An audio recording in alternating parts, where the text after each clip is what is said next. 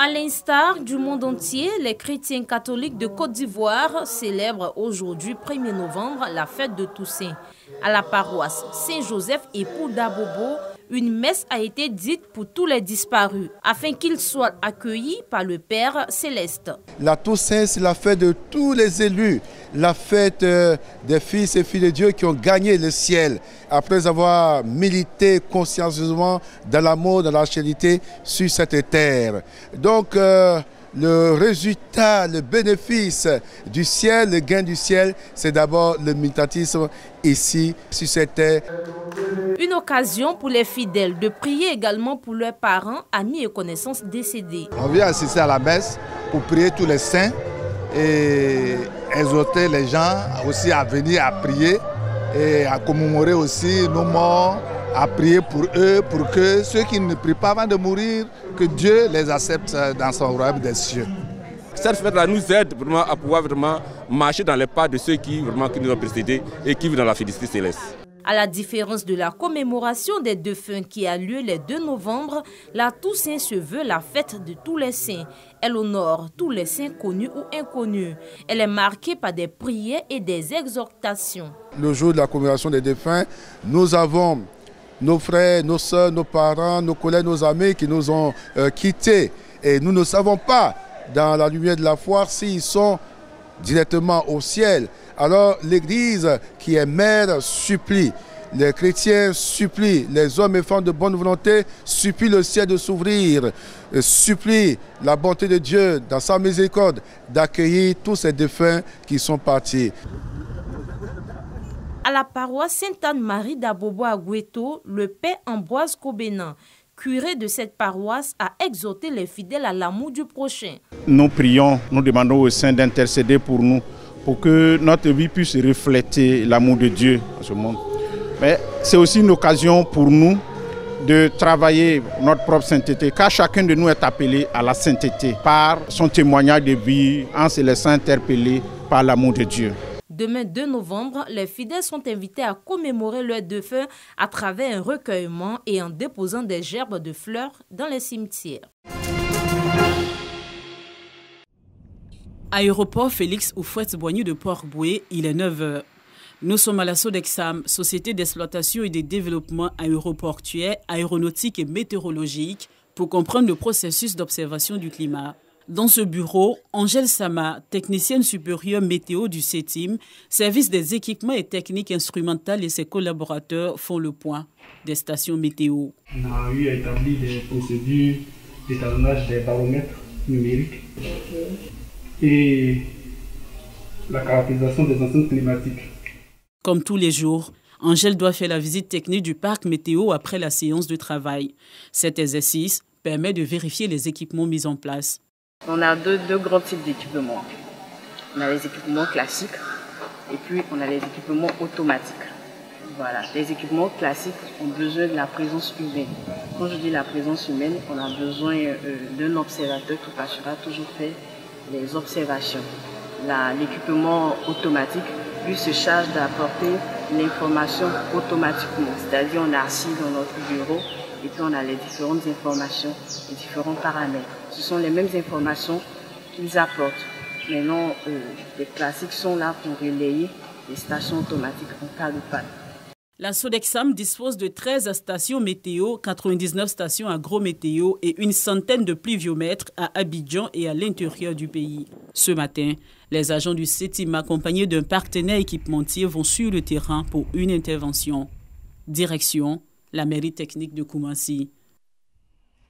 Ici, il est question de faire la maintenance préventive d'une station automatique contrôlée à partir des bureaux. Installée depuis 2018, elle est nettoyée et mise à jour tous les 6 mois. Elle permet de mesurer 3 paramètres qui sont la pluviométrie, la température, l'humidité. C'est comme votre téléphone Android, il y a des mises à jour en permanence, c'est exactement pareil. En fait, on tourne dans les rôles sur chaque site, chacun a une tâche prédéfinie. Et là, cette fois-ci, c'est moi qui suis sur l'ordinateur, mais la Sodexam est tout à fait capable de réaliser cette prestation. Le Grand Abidjan dispose de 9 stations automatiques comme celle-ci. Elles donnent des informations sur les climats des différentes communes. Angèle Sama et ses collaborateurs feront le tour de ces stations pendant 3 jours, à raison de 3 stations par jour. De retour à la Sodexam, les données des thermomètres souterrains sont recueillies. Elles serviront pour améliorer le rendement dans le secteur agricole. Nous avons 30,5 à 50 cm dans le sol et 25,2 à 5 cm au-dessus du sol. En fonction des températures, nous pouvons conseiller un agriculteur quelles sont les cultures propices à ces températures. Il y a les températures de 6 h, midi et 18 h. Voilà, mais pour ce qui concerne la prévision générale, ça, c'est des observations qui se font chaque heure. Quant aux données des équipements automatiques, elles sont plus perceptibles avec cette antenne parabolique qui fonctionne avec un signal satellite. Cet équipement du projet H2Ruine réalisé avec la Météo France est en phase test. On a eu déjà des premiers résultats. Les pluies nous sont transmises de manière instantanée. Et ce qui est intéressant, c'est qu'avec ce système-là, on a un maillage qui permet de voir les pluies un peu plus tôt, un peu en amont, sur des zones comme Aboisseau, les zones de l'Est d'Abidjan. Et ce système encore est doté, est couplé avec un modèle de prévision qui nous permet de faire une projection sur les heures à venir. Toutes les données des différentes stations sont recueillies par les prévisionnistes dans cette salle par la suite, la salle des prévisions. Ici, des agents formés au Niger, en Chine ou en France, 8 au total travaillent en rotation 24 heures sur 24. Fulgence Nguessan, le prévisionniste du jour, explique le processus de calcul des prévisions. Les observations nous arrivent chaque 3 heures et nous avons aussi des modèles qui vont récupérer les informations diffusées par les stations d'observation à l'intérieur du pays. Ces modèles-là vont faire des calculs mathématiques en considérant des approximations physiques et vont nous sortir des simulations de temps. Donc c'est avec ces simulations de temps que le prévisionniste du jour analyse et puis fait sa projection pour donner la prévision. Ces prévisions permettront d'éditer des bulletins et lancer les alertes météorologiques. Le bulletin, c'est juste une analyse météorologique, donc tu donnes l'état de l'atmosphère sur des périodes données. Or, l'alerte, elle est très courte. Si la cellule déverse une quantité de pluie à 50 mm de pluie en 12 heures, l'alerte est déclenchée au sein de notre service. Mais le service rencontre des difficultés selon Daouda Konaté, directeur de la météorologie. Des défis qui, une fois relevés, permettront de donner plus de précision dans les prévisions. Nous avons réparti au niveau national un certain nombre d'équipements, mais qui sont insuffisants du fait de la surface du territoire national. Donc, il y a une limitation au niveau d'abord des systèmes d'observation qui nous ramènent des informations qui sont traitées par la suite. Nous avons besoin des ressources humaines pour pouvoir également permettre de pouvoir capter tous les maillons essentiels de processus de prévision. Aussi avoir accès au calculateur national qui existe en temps réel et H24, puisque nos prévisions sont faites H24. Pour faire face à toutes ces difficultés, un projet de 30 milliards de francs CFA a été élaboré en vue de moderniser et performer les services de la météorologie en Côte d'Ivoire, ce qui va accroître les précisions des prévisions à 95% contre 85% actuellement, qui reste tout de même dans la moyenne mondiale, selon Jean-Louis Moulot, directeur général de la Sodexam. Nous avons entamé la première phase de ce projet, ce vaste projet de modernisation de la météorologie nationale, qui nécessite un investissement de 30 milliards de francs CFA. Nous avons obtenu un prêt de l'AFD pour un montant de 18 milliards de francs CFA.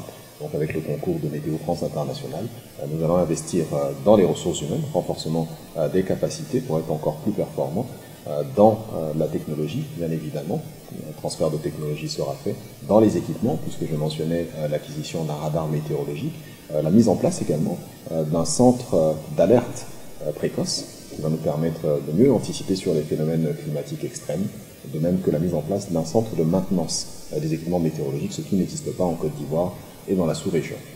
Depuis le 15 septembre, de grandes quantités de pluie causant des pertes en vie humaine et de nombreux dégâts matériels s'abattent sur le pays pour la petite saison qui court jusqu'à fin novembre.